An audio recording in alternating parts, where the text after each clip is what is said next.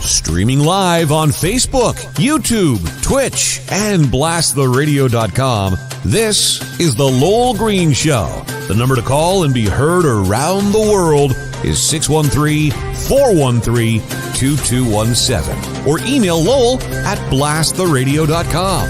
And now, here is Lowell Green. John, look, you can call me an old grump. You can call me a miserable Grinch. You can call me whatever you like. But I still don't understand why public servants are on holiday today while the rest of us are scrambling to put a few ounces of bologna on the dinner table. I don't understand this. You know, it just seems to me that if we really wanted reconciliation to do what's right with our native population, that instead of giving hundreds of thousands of public servants a day off at our expense, we spent that money instead and provided clean drinking water on reserves. Then there's no question in my mind that the money that we'll pour out today on salaries and benefits for public servants, many of whom are at Costco, if you ever drive by the parking lot, you'll see it, that the money that we will pour out into, as I say, salaries and benefits, pay for brand new water systems on every damn reserve in the country. I don't get it. Look, I don't have a problem with drawing national attention to some of the horrific things that occurred on residential schools.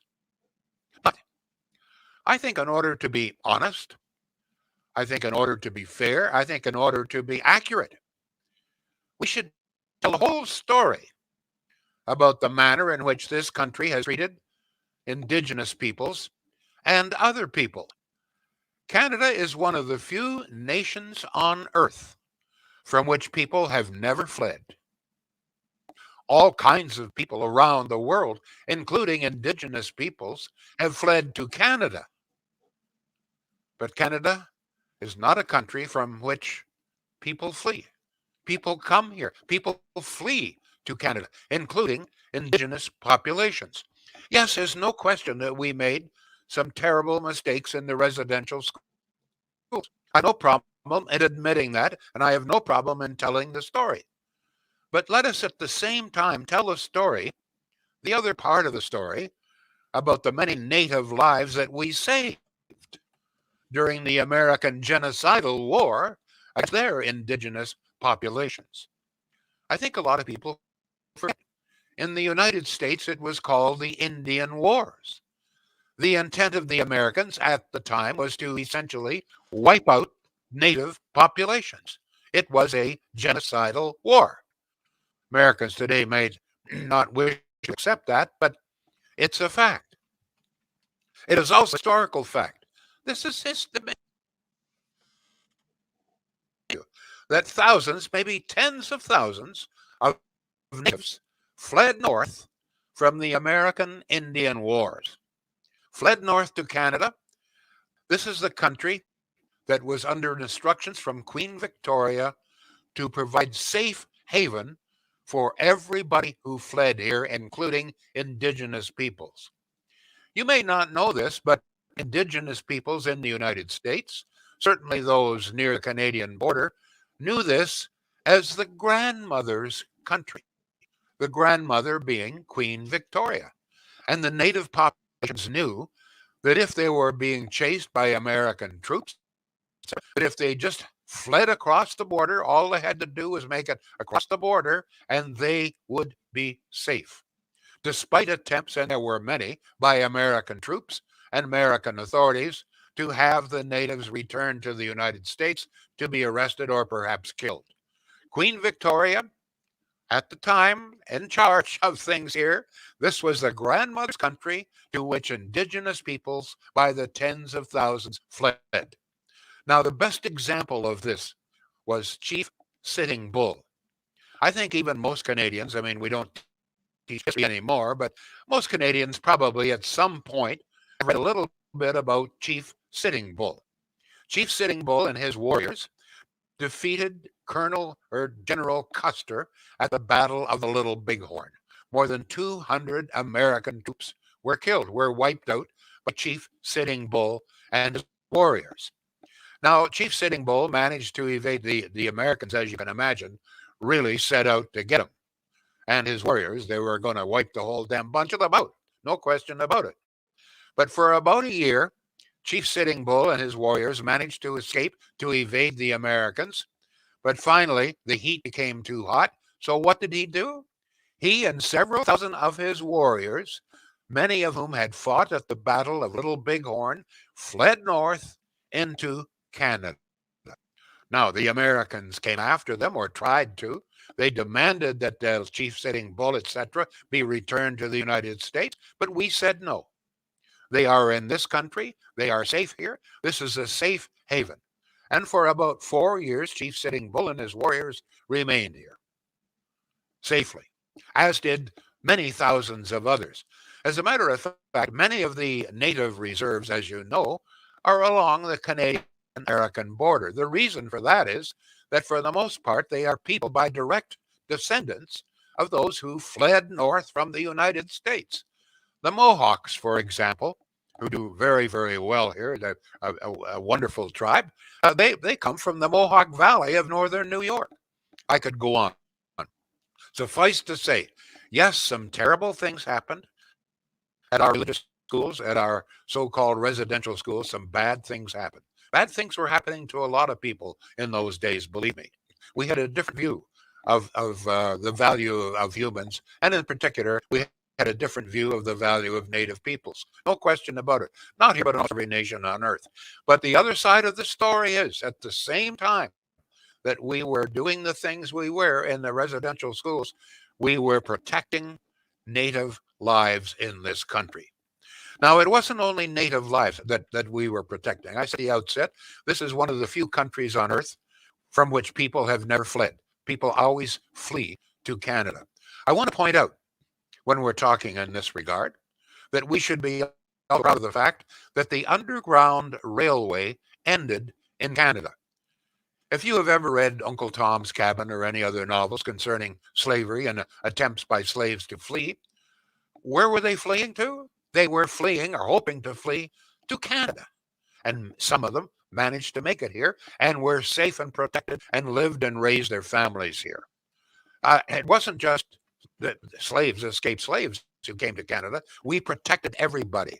I might also point out that in the 1700s, the large number of Polish refugees fled to Canada from Russian oppression. It was also, don't forget, tens of thousands of Irishmen and women fled to this country to escape the brutality. You talk about brutality. Nobody was more brutal than the British and their treatment of the Irish. I mean, if you ever read any novels or stories or any history about what happened during the Irish potato famine, you know that Britain treated the Irish terribly. Where did thousands, nay, tens of thousands of Irish flee? Sometimes it cost them their lives in those terrible coffin ships, but they came to Canada. Many Jews fled the pogroms in Europe. They came to Canada. We always provided safe refuge. We've made mistakes. Yes, we have.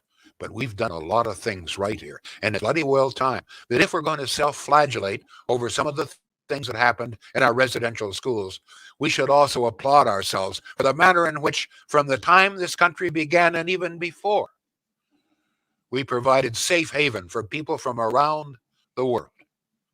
Scots, thousands of Scots fled to Canada, escaping the terrible British treatment of Scots during the so-called Scottish Highland clearances. Read your history. You will see this is the country to which people from around the world have fled. And I might point out that people from around the world are fleeing to this country today. Nobody's trying to leave Canada. Nobody ever has tried to leave Canada. People come to this country, including natives. Let's just, self-flagellating, which we are to a degree. I have no problem in recognizing this, no problem in admitting that we made some terrible mistakes. But if we're going to admit that, all I am saying is this. Let us also understand, applaud, and appreciate the things we did right in this country. One of the few nations on earth has always provided a safe haven for people. We didn't have slavery was never legal in this country. Certainly not after Canada was formed. Okay, slaves fled to this country. Natives fled to this country. Poles fled to this country. The Italians fled to this country. I mean, folks, look at the history. The Americans, Americans even. In fact, Americans are still fleeing to this country for God's sake. So just please, okay, it's okay. Whip yourself, feel terrible, and all the rest of it. That's great. But understand what a great country this is and what a great country this has been. The country to which people flee. People don't fly, don't try to leave Canada. We don't flee from Canada, believe me. Any comments on that? Don't. This was the grandmother's country. That's what natives understood this to be. It was called the grandmother's country because Queen Victoria, God bless her, said anybody that comes to Canada, including native populations, they will be safe. I want to point out something else. One of the things we should be very grateful for our native populations is the fact that essentially it was native populations, indigenous peoples, who won the War of 1812. This was the war, and you don't know your history, against the Americans. And one of the reasons I say this is because it's true. The American troops were deadly afraid of our natives here. They were fierce fighters. They knew how to have early stages of guerrilla warfare, etc. So it was essential. And if you read the history of many of the great battles, you will see that they were often led by native populations. But I'll tell you the main reason for that was many of these natives who fought with us against the Americans had from the United States and were here. They understood that if the Americans won this war, that once again they would be hunted down and probably killed. The Americans at the time, the War of 1812, were still hunting down natives in their country. So those, particularly the natives that had fled north from the United States to escape the Indian Wars, understood that they had better defend this country or they would be in big trouble. But thank God they did. Otherwise, we would all be in the United States of America today, and Joe Biden would be our president. Just think of that. John, you've got some texts? Yes, we do. The number here, by the way, we'd love your comments. You are invited to be part of the show every day, 613-413-2217. If you're looking for show links, we've made it real easy. Go to lowellgreen.com. The podcast, how to listen on your smart speaker, it's all there. Let's begin, Lowell, with an email that arrived even before the show began from Robert. Robert asks both of us, would like to hear your views on this Truth and Reconciliation program. Obviously, he is. From what I've been able to find out, we've already compensated survivors of the system somewhere between $3 and $4 billion. Yesterday, the Human Rights Tribunal awarded each and every survivor another $40,000. This is the bare minimum, and it could be much higher. I'm almost as old as you are, Lowell, and I must ask the question, are we being conned again? I believe that a bevy of pale-faced lawyers are getting very rich as a result of this scheme. Am I just a complete racist, or is there some validity to my thinking? Your common sense, please. Robert in Carlton Place. I think you're asking some very valid questions. There's no question that we pour out, I don't have the figure here, but it's a huge amount every single year. And it's also true that in many cases, much of this money does not actually reach native reserves. Sadly, a good deal of this money is spent right here in Ottawa in the various Indian affairs, et cetera, including, by the way, the holiday for everybody today and all Native Affairs, Indian Affairs. I'm not supposed to use the word, but that's the name of the department, Indian Affairs. So, yeah, I don't know if conned is the word. I think we've gone overboard on this.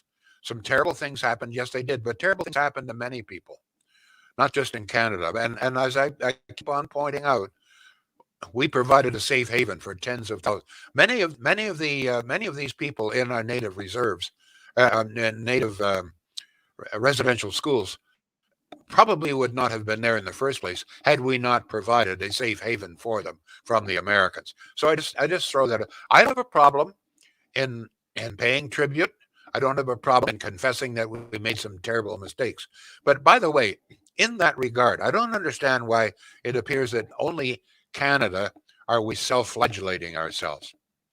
Like, when's the United States going to hold its National Day of Reconciliation for the Indian Wars? I mean, they declared war on the natives. We never did. When is Germany going to hold its day to beg forgiveness and have reconciliation with the Jews? When is Italy going to apologize to the world for giving us Mussolini? When is Japan going to hold this day to apologize and ask forgiveness for Pearl Harbor and all of the atrocities? When will Spain go on bended knee and beg forgiveness from the tens of thousands that massacred in South America? I could go on. Britain, we talked about the way the Brits treated the Irish, etc. Has Britain ever had a day of reconciliation with the Irish? Not to my knowledge. I guess what I'm trying to say here, what I am saying, there is not a country on earth that doesn't have a ton of dirty laundry. We have dirty laundry, but we got a lot of clean laundry here. I don't mind that Canada is the only one holding such a day, but while we're at it, let's tell the whole story here, folks. Let's tell the truth. Let's hear the good as well as the bad, because we are guilty of both the good and the bad. But let's not concentrate constantly on the bad, because there's a hell of a lot. John, we have more text, please. Gina, thank you. By the way, if you post your comments on whatever platform you're watching or listening on, so if you're on YouTube, Twitch, Twitter, Facebook, I will see them, and I will pop them up on the screen at the very least, and I will read as many as I can to Lowell. By the way, John, sorry, before you go further, yeah, I made a little comment this morning. I don't understand why public servant holiday today.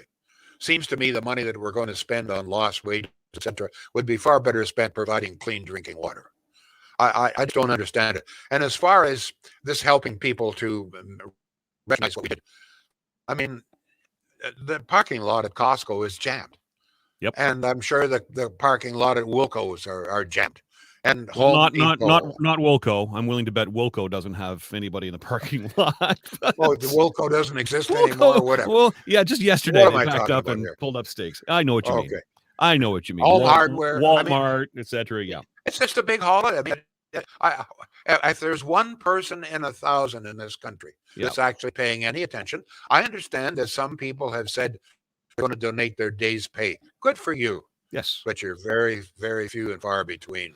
All right, go ahead, John. And my question, and I said this to you off the air, is okay, and this is all fresh in our minds right now with, finding the bodies, etc. 2 years from now, 3 years from now, are we in the same place? Are people posting orange on their Facebook? Are they at least taking a moment to do that? I don't know. I worry about a lot of these, like the Family Day holiday. How many people sit there and spend it with their families? No, I just think it's time I think it's time. This is fine now. Okay. It's a little overboard, I think, but it's okay. But I don't see why we want to carry this on. I mean, we've got to stop flagellation, okay? We've got to stop whipping ourselves. We've got to stop telling ourselves what a terrible country they are. We are not a terrible country. This is the country that people from around the world continue to flee to. Nobody has ever tried to escape from Canada, okay? We got to, you know what? We got to teach our children that as well. Have some damn pride in this country. We made mistakes. Tell me a nation anywhere. Tell me a people. Tell me an individual who hasn't made mistakes in their lives. Except me, I've never made a mistake, right? But I mean, but we have done. But I mean, we have done so much that's good. We have saved people from around the world, including indigenous peoples, by the thousands. Go ahead, John. And I mean, the solution, I think, is sort of found. My takeaway from a lot of the comments is let's start teaching this in history. Imagine that, teaching this in history. That's that comment's coming up over and over and over again. Here we go. Gina says the archaeological history of the natives, Haida, she says, traces back 14,000 years. Helen says giving money does not fix the problem. Claude chimes in to say, you are beautiful human, Lowell. Your words have overwhelmed me. Another comment from Helen. She says, great history lesson, Lowell. Canadian history should be taught in school. See, there you go. Greg says, the holiday is just bullshit. Peter says 620 to 640 million on a wasted election would have gone a long way to get new water systems in Canada, but any excuse to have a day off is what civil servants want, like that stupid family day in February. Every holiday costs the government of Ontario hundreds of millions in lost revenue. Less days off is far more productive. Joshua says, typically leftist ideology, do something cosmetic that accomplishes nothing substantial. Another. I've got some other talk. First of all, I got to talk for a moment or two about our good friends at Shields. Once again, folks, I want to direct you to their website.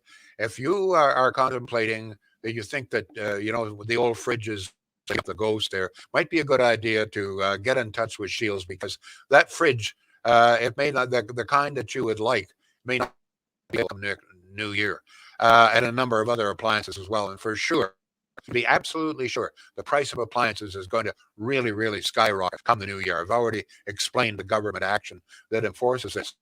But one of the things that I very seldom mention is that Shields very frequently, and right now, has some great sales.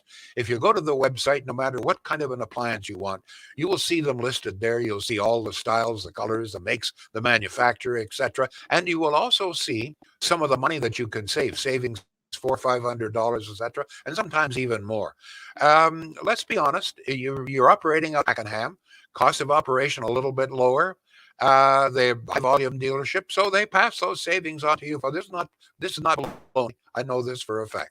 Shields.ca. At least, you know what I've always said, at least if you're looking for an appliance, give them a chance. They're local, they're family. Don't ship your money off to China. Why would you want to ship your money to China? John, more text coming in. Carrie says, instead of the holiday, fix their water and living conditions. Precisely. Yep. Cheryl says, so Canada, in many cases, has been a beacon of hope for many people, both historically and even today. Glenn says, hear, Lowell. Glad to hear you speak up. Lowell, is there any history book that you would recommend to read? I would like to learn some of this stuff, is a question on Facebook right now. As far as slavery goes, one of the most beautiful books ever written, and that is Uncle Tom's Cabin. There you will read the struggles of natives, of slaves. Slaves wanting to come to this country. As far as information concerning native, I don't know where you might turn. Just actually any history. As a matter of fact, I mean, just Google, for example, Chief Sitting Bull, and you'll see the whole story there about him and his warriors fleeing in Canada. Google, let me see. Google grandmother's country. I didn't try that, but I imagine if you do that, you'll get a story about Queen Victoria declaring that everybody who came here, including Indigenous peoples, were to be kept safe. But I thank you for your question. You know what? If you learn a little bit more, try to pass it on to some other people. Not just children, but adults as well. Many adults, I think, are so caught up in this, as I call it, self-flagellation. Trying to pretend that we're this terrible country. We're not. We're not. People come here from around the world. You know that. Good God, if we opened our borders entirely, there would be no room for anybody. Everybody from countries around the world. As I said, even Americans want to come here. I have another topic I want to throw out. This is very brief. Okay. This is a message to Aaron O'Toole. For God's sake, man, grow a pair, would you please? Get your people vaccinated. Look, you're pussyfooting around on this vaccination business cost the Conservatives, and that includes me, a lot of votes. In fact, I suspect that your pussyfooting around insisting your candidates be vaccinated probably cost the Conservatives the election. And now apparently you're still dragging your feet. You still have candidates not vaccinated. This is not the example that leaders should be setting. All right? Tell your people, your candidates, your members, that if they want to sit in Parliament, they had better bloody well be vaccinated. Either get the jab or get the boot. Grow a pair, sir. Time to stop pussyfooting around, okay? Stop fooling around. Be a leader here. Set the example, please. Go ahead, John. Andy has just backed you up big time. He's just posted a link to CBC. It's 48 books by Indigenous writers to read and to understand residential schools. Thank you for that, Andy. That's a good one for you there, Cheryl. Yeah, but there's the problem, though. 48 books to explain the residential schools. But how many books to explain the fact that tens of thousands of natives from here to escape the Americans? How many books are out there that explain the manner in which natives, the indigenous peoples, fought with us against the Americans in the War of 1812? We've read a little bit about Tecumseh, the great Indian warrior who fought with us and from at Fort Detroit, et cetera, et cetera. But very little history, and that's the problem. No problem reading history of the mistakes we made. How about some history of some of the things we've done right, please? Because we've done plenty that's right. John. Fair enough. Nancy says they made a stamp in honor of Henry Memberto, my great-grandfather times 5. He was from Nova Scotia. That's kind of cool. Lori says, oh, Lowell, you're so right. Did you notice the protesters on the Hill today protesting the pipelines? Reconciliation, I thought, was the day we were having. They will never be happy. Chrissy asks if there are any celebrations going on in the city today. I've certainly not heard of anything, but I may be mistaken on that. Murray says, no history is taught now. It is being buried and forgotten. Terry congratulates you, Lowell. He says, great speech. It should be on the news. Oh, it's better. It's on blasttheradio.com, Terry. Tom says, I'm not sure any country needs to apologize for past events. Every country has baggage and events they're not proud of. But that is history. We learn from mistakes and we move forward. And Cheryl says, agree totally. We should be teaching the full history of Canada in our schools, both good and bad. Another topic. We're almost out of time here. The carbon tax. Folks, has the time come to finally admit that the carbon tax does not do what it is intended to do? There is absolutely no evidence. Now, I have searched as best I know how, and I've done a lot of research in my life, believe me. Oh, I don't doubt that. I can find no evidence anywhere, certainly not in Canada, that a carbon tax of any amount reduces carbon emissions. As a matter of fact, if you do some research, you will see that one of the few Western nations which did have a reduction in carbon emissions was the United States in the past 2 or 3 years. They don't have a carbon tax. Every jurisdiction in Canada that's a carbon tax has seen, in fact, the entire country, carbon emissions have gone up. The province of British Columbia has had a carbon tax the longest and the most expensive. Their carbon emissions continue to escalate. They're not going down. If you want more proof, all you got, you don't have to take my word for it. Just look out the window. If you see a road or you see a highway, or if you're on the Queensway, have a look at the vehicles that are out there. Excuse me. The carbon tax was intended to force us into smaller vehicles, burn less fuel. Well, what are we doing? More than half the vehicles sold out there these days are pickup trucks. And about the other half are SUVs. There's hardly a sedan left. The number of large vehicles, by that I mean pickups and SUVs, is almost trebled in the past 3 or 4 years since the introduction of the carbon tax. So where's the evidence? Where is the proof that the carbon tax works? All we know is that the carbon tax sure as hell raises the price of just about everything. It is driving Western farmers absolutely crazy. As I reported a couple of times, some wheat farmers have had bills of $4,000 and $5,000 a month in carbon tax alone on the fuel required to dry their wheat. And this, of course, drives up the price of everything. I mean, the cost of transportation has escalated with the cost of gasoline and diesel fuel. But where, all you environmentalists out there, if one of you anywhere provide me with any evidence that this carbon tax reduces greenhouse gas emissions? If I can find any evidence of that whatsoever, anywhere, I will be glad to report it. I cannot find any evidence. What really begs the question, they always say, oh, well, we got to rely on the science. Well, where is the science that proves carbon tax is working? John, any further texts there? Because we're almost out of time. Absolutely. Tom says, carbon tax, where the hell's my money I'm supposed to get back? Robert says, Harper was right. He said loud and clear that the carbon tax was nothing but a tax grab that would accomplish nothing but to fill the Liberal government coffers. We've got Jamie on Twitch begging you to stay on for an hour. Gina says, all we learned in history was American history. We know all about the slaves and their hardships, but they had more rights after a few years. than my ancestors had in the 1960s and much later. And Kath says, I agree, Lowell needs to be on an hour. There you go. So, yeah, people not liking the carbon tax. Hey, you know how I feel about it. I'm driving my big Dodge Ram and loving it. Here's a comment from YouTube just in seconds ago from CJ. CJ, thank you for posting. The carbon tax is doing exactly what it was designed to do, and that is to take more of our money. And Peter adds, JT, screwing with Lowell's computer again. We had a couple of audio blips. Nothing major, though, Lowell. They can hear you just fine.